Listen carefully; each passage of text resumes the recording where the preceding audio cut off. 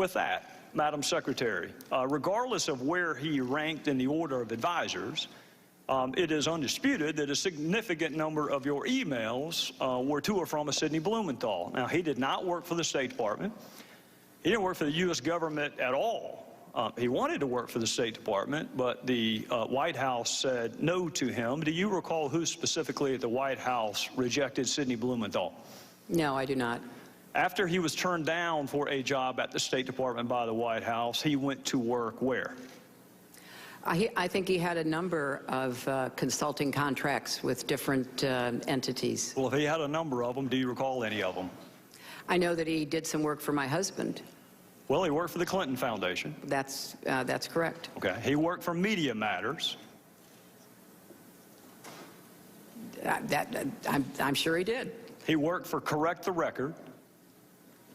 I'm sure he did. When you were asked about Sidney Blumenthal, you said he was an old friend who sent you unsolicited emails, which you passed on in some instances because you wanted to hear from people outside what you called the bubble. We will ignore for a second whether or not Sidney Blumenthal is outside the bubble, but I do want to ask you about a couple of those other comments, because what you left out was that he was an old friend who knew absolutely nothing about Libya, was critical of President Obama and others that you work with, loved to send you political and image advice, had business interests in Libya, which he not only alerted you to, but solicited your help for. And you often forwarded his emails, but usually only after you redacted out any identifier so nobody knew where the information was coming from. What does the word unsolicited mean to you? It means that I did not ask him to send me the information that he sent me, and as I have previously stated, some of it I found interesting, some of it I did not, some of it I forwarded, some of it I did not. I did not know anything about any business interests. I thought that, just as I said previously, newspaper articles, journalists, of which he is one, a former journalist, had some interesting insights. And so we took them on board and evaluated them, and some were helpful and others were not. We're going to get to all the points you just made, but I want to start with your public comment that these emails were unsolicited. You wrote to him, "Another keeper, thanks and please keep them coming. Greetings from Kabul and thanks for keeping this stuff coming. Any other info about it? Question mark. What are you hearing now? Question mark. Got it. We'll follow up tomorrow. Anything else to convey? Question mark." Now, that one is interesting because that was the very email where Mr. Blumenthal was asking you to intervene on behalf of a business deal that he was pursuing in Libya. What did you mean by what are you hearing now? I have no idea, Congressman. They started out unsolicited, and as I said, some were of interest. I passed them on, and some were not. And so he continued to provide me information that was made available to him. I don't want to parse words, and I don't want to be hyper-technical, because it's not a huge point, but it is an important point. You didn't say they started off unsolicited. You said they were. You said they were unsolicited. Well, they were unsolicited, but obviously I did respond to some of them. Well, and I'm sure that encouraged him. Anything else to convey? What are you hearing now? I'm going to Paris tomorrow night. We'll meet with TNC leaders, so this and additional info useful. Still don't have electricity or BlackBerry coverage post-Irene, so I've had to resort to my new iPad. Let me know if you received this. We'll talk about the new iPad in a little bit. Here's another one. This report is in part a response to your questions. That's an email from him to you. This report is in part a response to your questions. There'll be further information in the next day. If you're the one asking him for information, how does that square with the definition of unsolicited?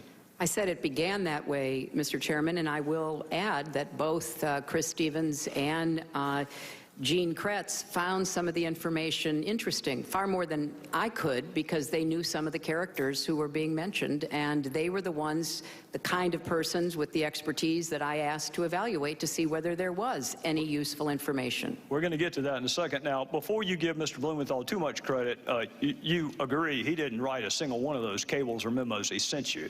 I'm sorry, what? He didn't write a single one of those cables or memos. I don't know who wrote them. He's the one who sent them to me. Would you be surprised to know not a single one of those was from him? I don't know where he got the information that he was sending to me. Did you ask? You're sending me very specific, detailed intelligence. What is your source? That seems to me like a pretty good question. I did learn later that he was talking to or sharing information from former American intelligence officials. By the name of? Who wrote those cables? I don't recall. I don't know, Mr. Chairman. You had his information passed on to others, but at least on one occasion you asked Ms. Abedine, can you print without any identifiers? Why would you want his name removed? Because I thought that it would be more important to just look at the substance and to make a determination as to whether or not there was anything to it. Well, don't people have a right to know the source of the information so they can determine credibility? But he wasn't, as you just said, the source of the information. But you didn't know that, Madam Secretary, and that's what you just said. No, Mr. Chairman. I knew that he didn't have the sources to provide that information. I knew he was getting it from somewhere else. Whether he knew a lot of journalists, he knew others in Washington. It could have been a variety of people. Well, if you're going to determine credibility, don't you want to know the source? Well, it wasn't credibility so much as trying to follow the threads that were mentioned about individuals. And as I already stated, some of it was useful and some of it was not. Well, did the president know that Mr. Blumenthal was advising you? He wasn't advising me. And, you know, Did he know that he was your most prolific emailer that we have found on the subjects of Libya and Benghazi? That's because I didn't do most of my work That's about fair. Libya on I'm email. not challenging that, Madam Secretary. I am not challenging that. All I'm telling you is the documents show he was your most prolific emailer on Libya and Benghazi. And my question to you is, did the president, the same White House that said you can't handle him, can't hire him, did he know that he was advising you? He was not advising me, and I have no reason to have ever mentioned that or know that the president knew that. All right, I want to draw your attention to an email about Libya from Mr. Blumenthal to you, dated April 2011. It will be Exhibit 67. And this is informative. Should we pass on, and in parentheticals, unidentified to the White House? If you were going to pass something on to the White House, why would you take off the identifiers? Because it was important to evaluate the information, and from a lot of intelligence that I have certainly reviewed over the years, you often don't have the source of the intelligence. You look at the intelligence and you try to determine whether or not it is credible, whether it can be followed up on. Well, I'm going to accept the fact that you and I come from different backgrounds, because I can tell you that an unsourced comment could never be uttered in any courtroom. You have We're to not have talking the right. about courtrooms, Mr. Chairman. No. We're talking about intelligence. No, we're talking about credibility and the ability to assess who a source is and whether or not that source has ever been to Libya, knows anything about Libya, or has business interest in Libya, all of which would be important if you were going to determine the credibility, which I think is why you probably took his information off of what you sent to the White House. But here's another possible explanation that may give us a sense of why maybe the White House didn't want you to hire him in the first place. In one email, he wrote this about the President's Secretary of Defense: I infer Gates' problem is losing an internal debate. Tyler, and by the way, Tyler is Tyler Drumheller. That's who actually authored the cables that you got from Mr. Blumenthal. Tyler knows him well and says he's a mean, vicious little, I'm not going to say the word, but he did. This is an email from Blumenthal to you about the President's Secretary of Defense. And here's another Blumenthal email to you about President's National Security Advisor. Frankly, Tom Donilon's babbling rhetoric about narratives on a phone briefing of reporters on March the 10th has inspired derision among serious foreign policy analysts, both here and abroad. And here's another one from what you say is your old friend, Sidney Blumenthal. This is a quote from him. I would say Obama, and by the way, he left the president part out, I would say Obama appears to be intent on seizing defeat from the jaws of victory.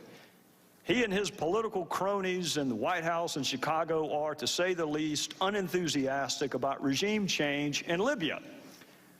Obama's lukewarm and self-contradicting statements have produced what is, at least for the moment, operational paralysis. I think that may give us a better understanding of why the White House may have told you you cannot hire him.